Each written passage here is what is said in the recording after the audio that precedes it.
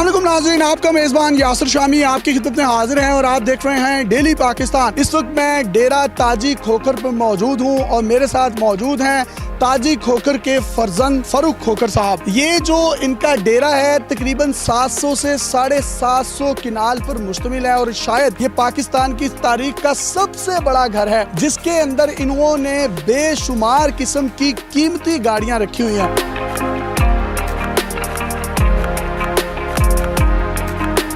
ये जो गाड़ी है इसका नाम हमर है और हमर गाड़ी के बोनट पर इन्होंने खूबसूरत अमेरिकन बुल्स जो होते हैं उसके सींग, जिसके ऊपर गोरे बैठकर एक स्पेसिफिक सी गेम खेलते हैं जो कि इंतहाई महंगे हैं, इसके साथ लगाए गए हैं।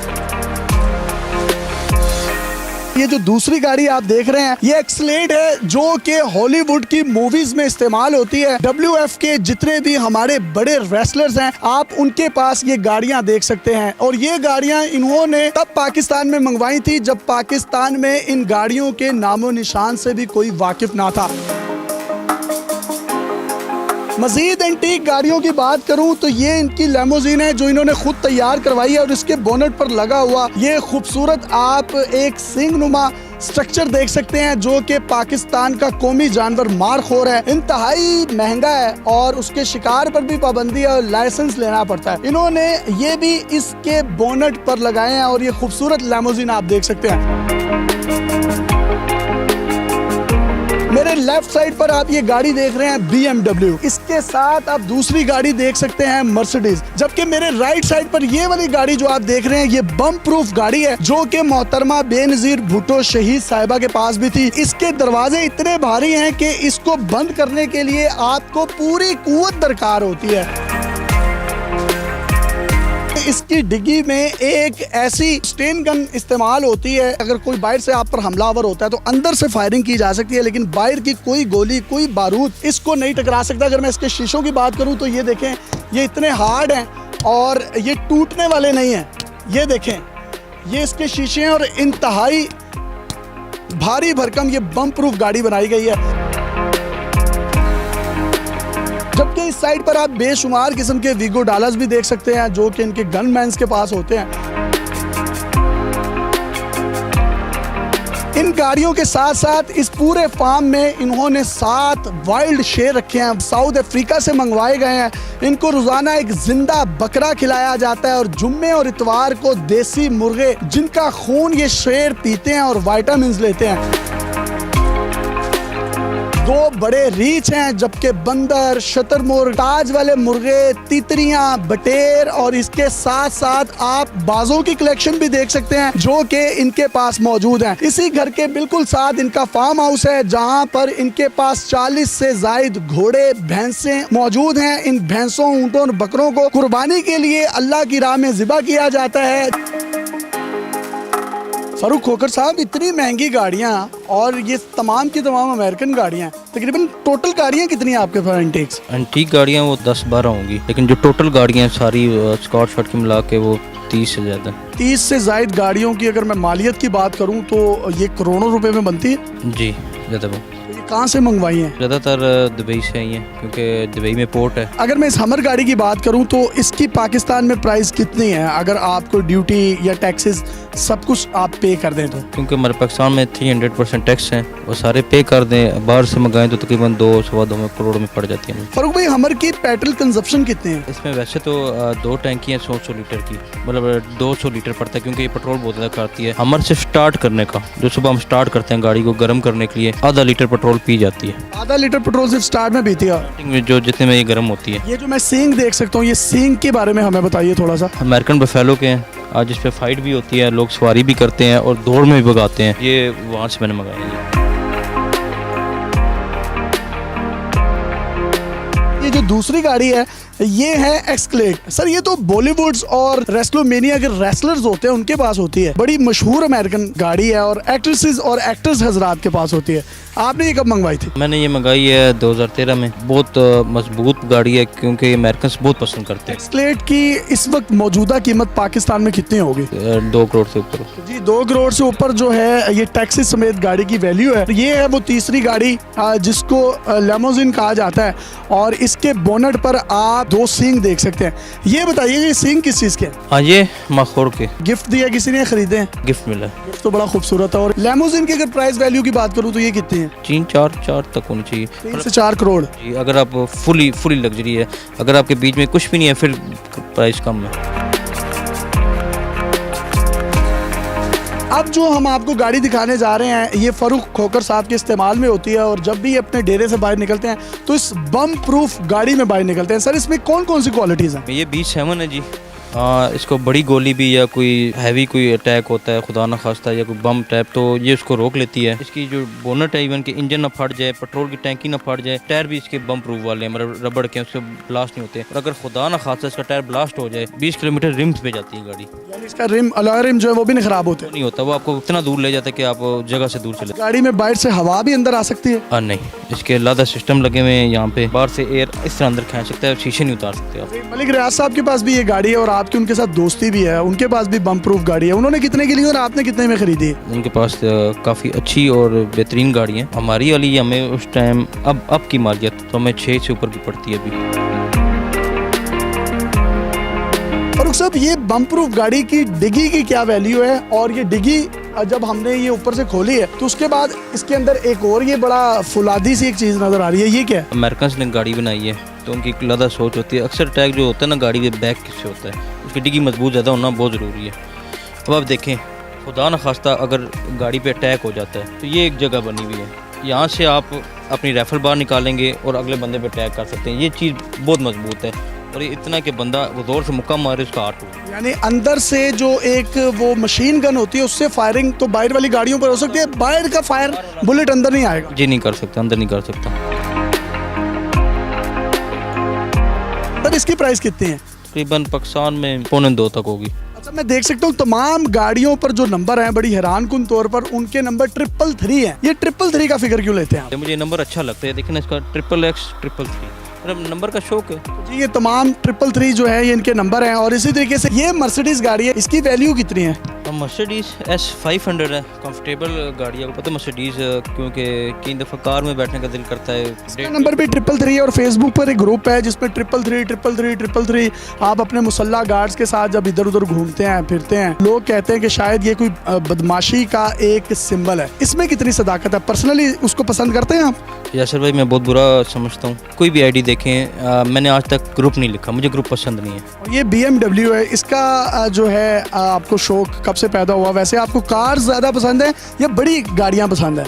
देखें ये BMW कंफर्टेबल गाड़ियों में आती है, कार से मुझे वैसे पसंद जीप है। इस डेरा ताजी खोखर पर कौन कौन सी मशहूर शख्सियात आ चुकी हैं अभी तक? डेरे पे हमारे अल्हम्दुलिल्लाह सारे सियासी आए हैं।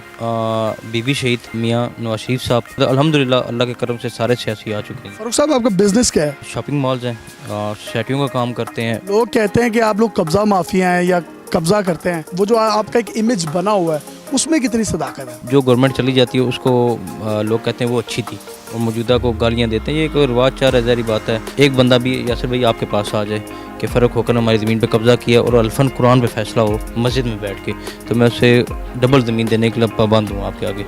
ये इन्होंने हलफ लिया है और अगर कोई इस चीज़ को चैलेंज करना चाहता है तो ये इनका दावा है।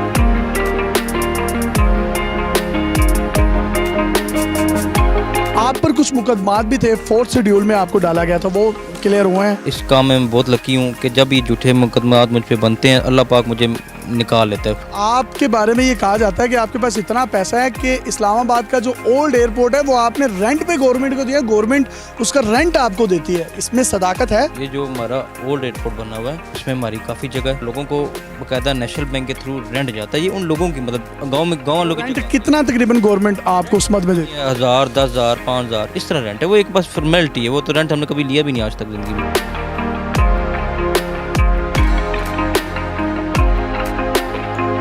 इनके घर में एक बड़ा ज़बरदस्त इन्होंने जू बनाया हुआ है। सबसे पहले हम बढ़ते हैं बाजों की तरफ, आइए हमारे साथ।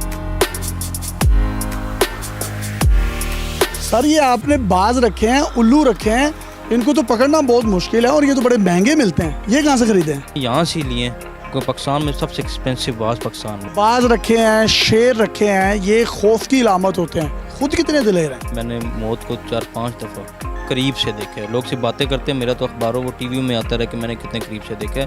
तो ये सबको पता है, दिलेरी यही है कि अल्लाह पाक से डरें बस, और कोई दिलेरी नहीं है।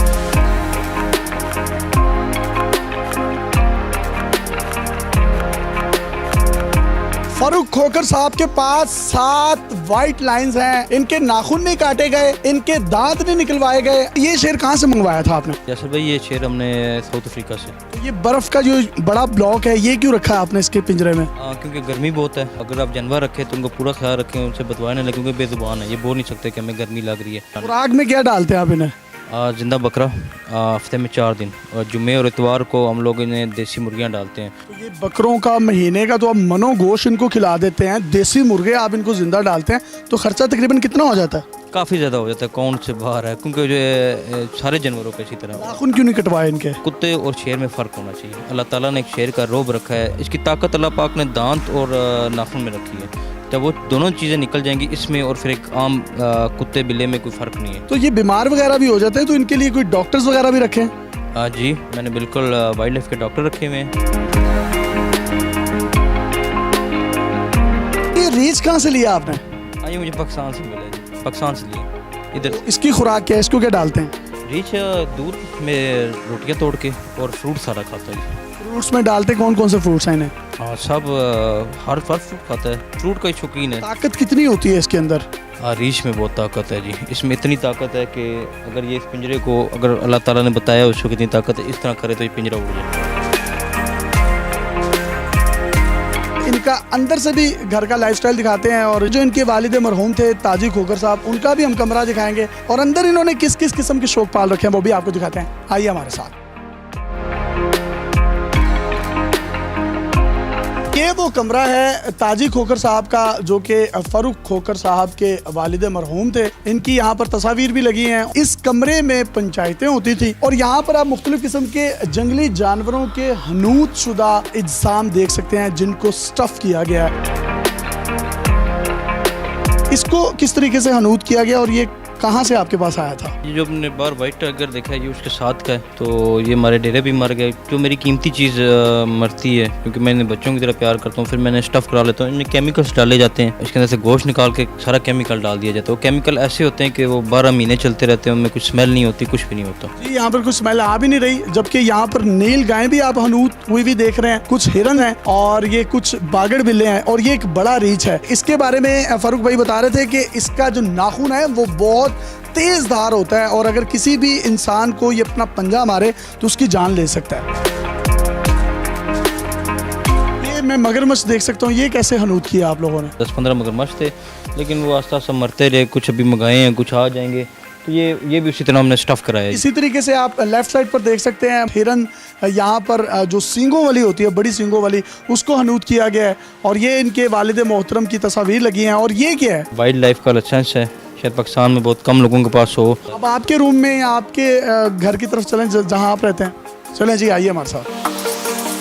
तो जी ये फारूक खोखर साहब का रूम है, जिसमें आप देख सकते हैं खूबसूरत वर्साची के ब्रांडेड इन्होंने सोफे लगा रखे हैं। ये एल्यूमिनियम के खूबसूरत स्टोन्स और लकड़ी के जो ब्लॉक्स हैं उसके साथ इसकी दीवार को बनाया गया है, जो कि एक बड़ी खूबसूरत टेक्सचर की फील दे रही है। कालीन है और खूबसूरत टाइल्स का कॉम्बिनेशन है, वो उसकी खूबसूरती में 4 चांद लगा रहा है। इसके साथ साथ मकाओ और खूबसूरत परिंदे भी आप देख सकते हैं, जबकि 16 कैमरे नस्ब हैं, जो कि इस 7 से 750 किनाल पर मुहित ताजी खोखर का जो डेरा है उसका व्यू आपको दे रहे हैं। जबकि ये गोल्ड प्लेटेड जो गन आप देख रहे हैं, ये आसिफ अली जरदारी साहब ने इनको गिफ्ट की थी।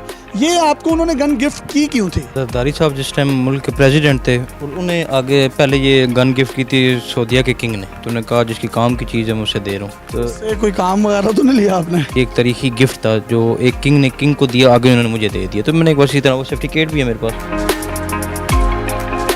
ये फारूक खोखर साहब से हमने खूबसूरत गुफ्तगू की। ये इनका टेरेस है जो कि इंतहाई खूबसूरत है, जहाँ से ये बाहर का मंजर जो है लेते हैं, जिसपे बारबेक्यू पॉइंट्स भी हैं। इसके साथ साथ हमने इनका आपको लाइफस्टाइल भी दिखाया। अपने मेज़बान यासर शामी को इजाज़त दीजिए। देखते रहिए डेली पाकिस्तान। अल्लाह हाफ़िज़।